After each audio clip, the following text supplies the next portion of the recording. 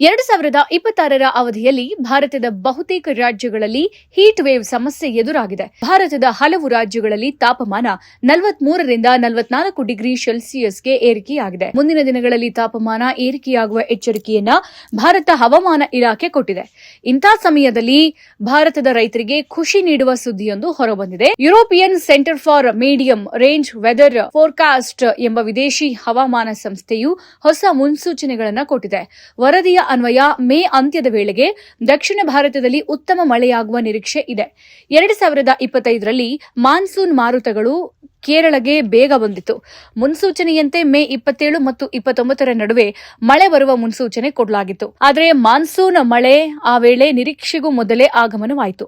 ಇದರಂತೆ ಈ ವರ್ಷವೂ ನಿಗದಿತ ಸಮಯಕ್ಕಿಂತ ಮೊದಲೇ ಮಳೆಯಾಗುವ ಸಾಧ್ಯತೆ ಇದೆ ಅಂತ ವರದಿಯಲ್ಲಿ ಉಲ್ಲೇಖ ಮಾಡಲಾಗಿದೆ. 2026ರಲ್ಲಿ ಮಾನ್ಸೂನ್ ಮಳೆಯ ಮಾರುತಗಳು ಅಂಡಮಾನ್ ಮತ್ತು ನಿಕೋಬಾರ್ ದ್ವೀಪಗಳನ್ನು ಮೇ 18ರಿಂದ 25ರ ವೇಳೆಗೆ ತಲುಪುವಂತಹ ನಿರೀಕ್ಷೆ ಇದೆ. ಪ್ರತಿ ವರ್ಷ ಹಿಂದೂ ಮಹಾಸಾಗರದಿಂದ ತೇವಾಂಶವುಳ್ಳ ಗಾಳಿಯು ಭಾರತದಲ್ಲಿ ಮಳೆಗೆ ಕಾರಣವಾಗುತ್ತೆ.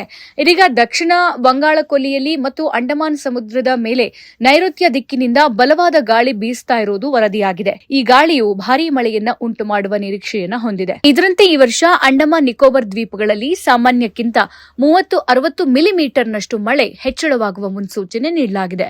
ಮೇ 25ರಿಂದ ಜೂನ್ 1ರವರೆಗೂ ಮಾನ್ಸೂನ್ ಮಾರುತಗಳು ಪಶ್ಚಿಮ ಮತ್ತು ಉತ್ತರಕ್ಕೆ ಮತ್ತಷ್ಟು ತಳ್ಳುವ ಮುನ್ಸೂಚನೆ ಇದ್ದು, ಆಗ್ನೇಯ ಅರೇಬಿಯನ್ ಸಮುದ್ರದ ಮೇಲೆ ಬಲವಾದ ಪಶ್ಚಿಮ ಮಾರುತಗಳು ಬೀಸುವ ನಿರೀಕ್ಷೆ ಇದೆ. ಇದು ಭಾರತದ ನೈಋತ್ಯ ಕರಾವಳಿಯ ಕಡೆಗೆ ತೇವಾಂಶವನ್ನು ನೇರವಾಗಿ ನಿರ್ದೇಶಿಸುತ್ತೆ.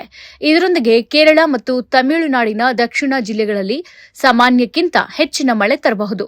ಬೇಗ ಮಳೆಯಾಗೋದ್ರಿಂದ ಬಿಸಿಲಿನಿಂದ ಮುಕ್ತಿ ಸಿಕ್ಕು ಬೇಗ ಕೃಷಿ ಚಟುವಟಿಕೆಗಳು ಆರಂಭವಾಗಲಿವೆ. ಭಾರತದಲ್ಲಿ ಎದುರಾಗಿರುವ ತೀವ್ರ ಉಷ್ಣದ ಪ್ರಭಾವವು ಮುಂಬರುವ ಮಾನ್ಸೂನ್ ಅನ್ನು ನಿರ್ಧಾರ ಮಾಡುತ್ತೆ. ಹಿಂದೂ ಮಹಾಸಾಗರದಿಂದ ಬೀಸುವ ಮಾನ್ಸೂನ್ ಮಾರುತಗಳು ಉಷ್ಣಾಂಶ ಹೆಚ್ಚಾದಂತೆ ಅರೇಬಿಯನ್ ಮತ್ತು ಬಂಗಾಳ ಕೊಲ್ಲಿಯ ಮೂಲಕ ಮುಂದುವರೆದು ನಿಗದಿತ ಅವಧಿಗಿಂತ ಮುನ್ನವೇ ಮಳೆಯಾಗುವುದಕ್ಕೆ ಅವಕಾಶ ಮಾಡಿಕೊಡುತ್ತಂತೆ. ಈ ಬಗ್ಗೆ ಮಾತನಾಡಿರುವ ಮೌಸಮ್ ತಕ್ ಸಂಸ್ಥಾಪಕ ದೇವೇಂದ್ರ ತ್ರಿಪಾಠಿ, ಮಾನ್ಸೂನ್ ಆಗಮನದ ಸಮಯದಲ್ಲಿ ಐಇಡಿ ಮಾನ್ಸೂನ್ಗೆ ಅನುಕೂಲ ಮಾಡಿಕೊಡಬಹುದು. ಮೇ ಅಂತ್ಯದಲ್ಲಿ ನಿರೀಕ್ಷಿಸಲಾದ ಸಾಗರದಲ್ಲಿ ಬದಲಾವಣೆಯಾಗದೇ ಇದ್ರೆ ಮೇ 25ರ ಮಾನ್ಸೂನ್ ಬರುವ ಸಾಧ್ಯತೆ ಹೆಚ್ಚಿದೆ. ಈ ವರ್ಷವೂ ಮೊದಲೇ ಮಾನ್ಸೂನ್ ಬರುವ ಸಾಧ್ಯತೆ ಇದೆ. ಕೇರಳದ ಕರಾವಳಿಗೆ ಜೂನ್ 1ರ ವೇಳೆಗೆ ಪ್ರವೇಶಿಸುವುದು ವಾಡಿಕೆ. ಆದರೆ ಈ ಬಾರಿ ಮೇ ಕೊನೆಯ ವಾರದಲ್ಲೇ ಮೇ 25ರ ವೇಳೆ ಆರಂಭಗೊಳ್ಳುವ ಸಾಧ್ಯತೆ ಇದೆ.